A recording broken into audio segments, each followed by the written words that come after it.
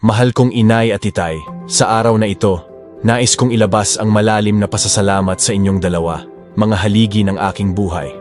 Sa bawat umaga ng paggising ko, alam kong kasama ko ang mga taong nagbigay sa akin ng buhay na ito. Inay, salamat sa bawat halik, sa malambing na mga salita, at sa pagiging tanglaw ng aming tahanan. Mula sa pag-aaruga mo sa aming lahat hanggang sa maliliit na bagay na hindi mo kinalimutang gawin, ramdam ko ang init ng iyong pagmamahal. Ikaw ang nagturo sa akin kung paano maging malambing, mapagmahal at mapagbigay.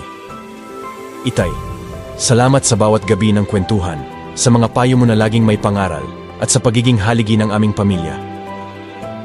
Sa bawat laban ng buhay, alam kong kasama ko ang isang halimbawa ng tapang at determinasyon. Ikaw ang nagturo sa akin kung paano maging matatag, mapanindigan, at mangarap ng mataas. Sa inyong dalawa, natutunan ko ang kahalagahan ng